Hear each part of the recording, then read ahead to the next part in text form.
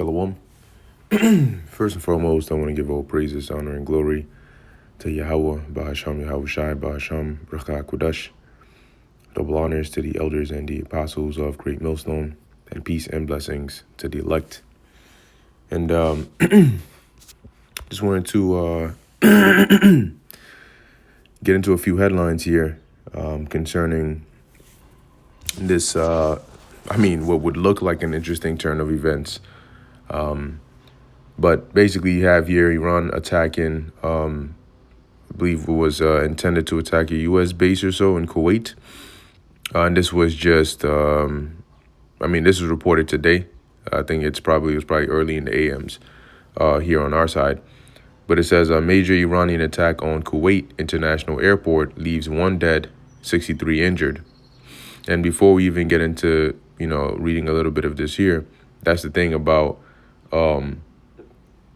war and history and so on, right? Like when you go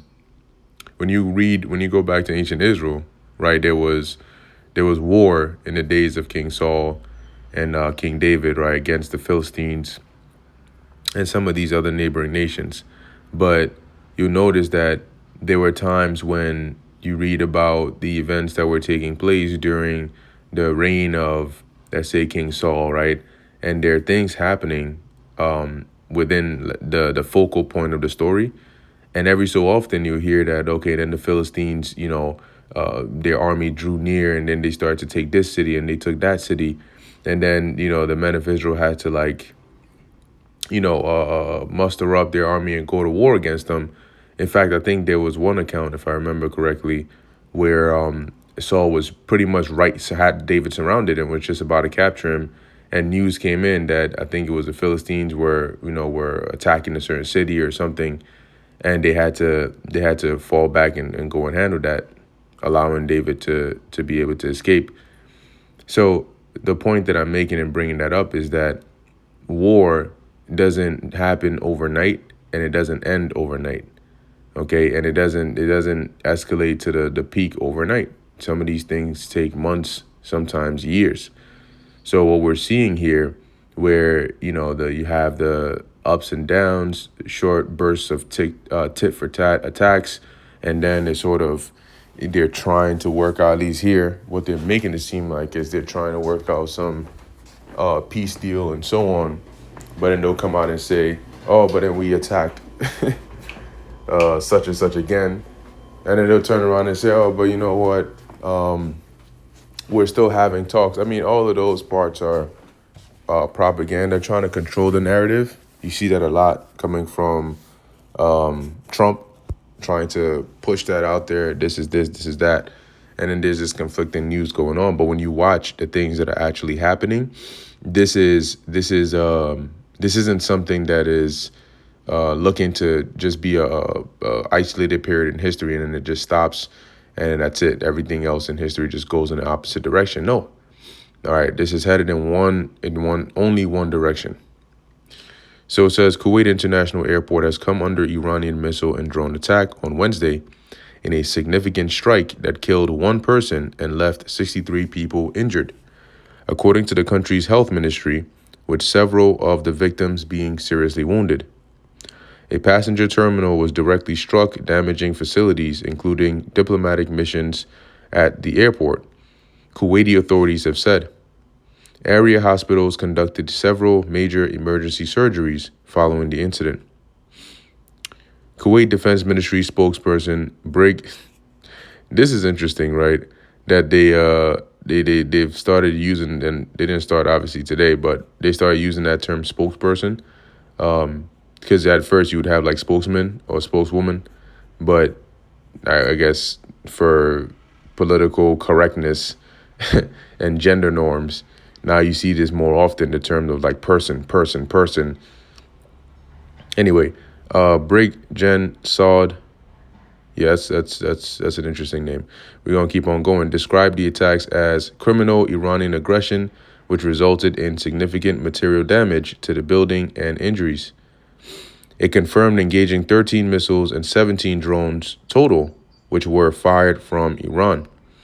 And what's interesting about this, like I said, is what they said they did this in retaliation, right? When you read here, let me see, let me jump down here. The cross-border airport attack came after violent exchanges of fire between the U.S. and Iran, which at first looked like limited one-off incidents, but then became an extended tit for tat. So back and forth.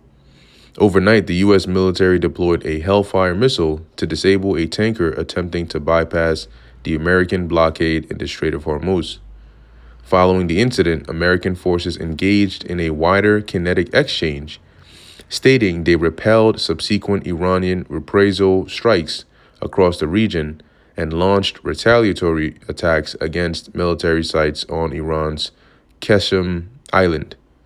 And this is what caused Iran in response to do this. Now, this is in particular, as it says, the IRGC, which I mean, it's already been said, but there definitely have to be some divisions going on within their government, because not everybody on there is on board with trying to strike a deal with Esau and Israel. Esau and Israel, that's crazy. Babylon, or the U.S. and Israel, or the Israelis. So the IRGC claimed it launched a missile and drone barrage targeting the 5th U.S. Fleet headquarters in Bahrain, which the U.S. CENTCOM came out and explicitly denied. So that's what you have, right? You have this like little dancing game. One person says, "Oh, we did this." The other says, "Oh, no, they didn't do it. No, that's not true." Then another, "Oh, no, but we did do this." "Oh, no, they didn't do it." Anyway, let's take a look at this here.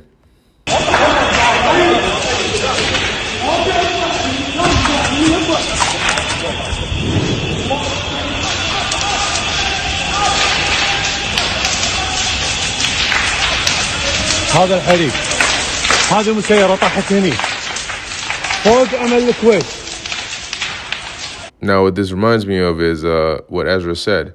I mean, on a very, very low level, but in 2nd Ezra 13, he said, "Upon an innumerable multitude, all that was left to be seen was dust and smell of smoke," right? And you can sort of see that in here. And this was after the Lord had let out his destructive force, his chariot beam upon that multitude that came to fight against him. Okay, let's take another look here.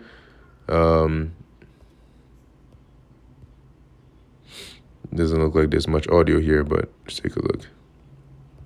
Okay, that was pretty fast.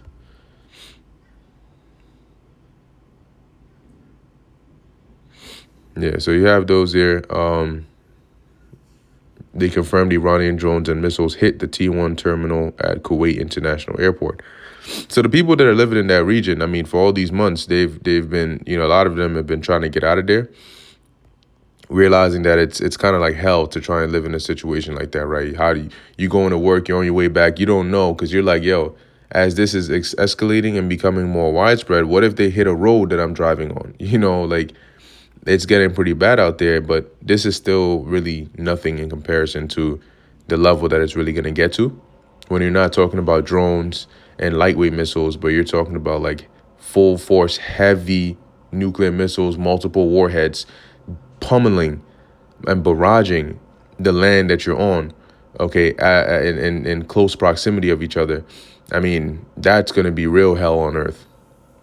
Next headline, Iran sends missiles, drones targeting air bases across Gulf after U.S. nighttime attack on Qasem Island. One of them being Kuwait, which we just read about. 2 bases come under fresh missile attack in Kuwait. Now, this is recent, right? You can see the published date here is Wednesday, which is today. But obviously the time zones are different in Iran and over here. Fars and Reuters report. Iran state media says retaliation for night U.S. attack on Qasem Island. Explosions and air raid sirens also being reported in Saudi Arabia, UAE, and Bahrain. It seems that war is popping off once again. But at the same time, and this should say Trump, Trump insists reports that Iran and U.S. have not been talking for days is fake news. And, it makes you wonder, like, what is it that, I mean, we kind of know already, but you can see both the U.S., but Trump is trying really, really hard. He's the puppet that they've put in there, but he's trying really, really hard to try and give forces appearance right? That no, it's really going like this and like that. I mean, we during the whole back and forth that was going on, the first point was the whole 4 to 6 weeks. From February 28th, we're in June, March, April, May. We're in June, okay? What happened to the swift go in there, fix it all, and then boom, everything is all good. Now it just turned from the things they said before to now Iran can't have a nuclear weapon. Oh, we're trying to make a peace deal, but no, they don't want to do that and blah, blah, blah, blah, blah. So people should already wised up and known that, oh yeah, this ain't going to be any 4 to 6 month operation. Come on. I mean, 4 to 6 week operation. That's not going to be the case. And then the whole time it was like, oh yeah, their naval, is blown out the waters. They have nothing. So they have nothing, and yet it's still taking months. And you're talking about retaliating against their attacks. But how are they attacking if they have nothing? And why haven't you just taken it over then? So you can clearly see. I mean, the public, even somebody that is slow of mind can see. Yeah, that's a blatant lie. And if that's a blatant lie, and you're accustomed to lying openly, even to the American people, when you come out and say that, no, talks are going good, why should they believe that? But that's the problem that they're having now, which is that people are able to go on alternative media platforms, social media, and expose these things and see what's really going on. So you have external sources to compare to and say, yeah, no, what you're saying is not actually factual. And that's what they have a problem with, and they're trying to do something about it by eliminating people like that off of off of having their voice heard.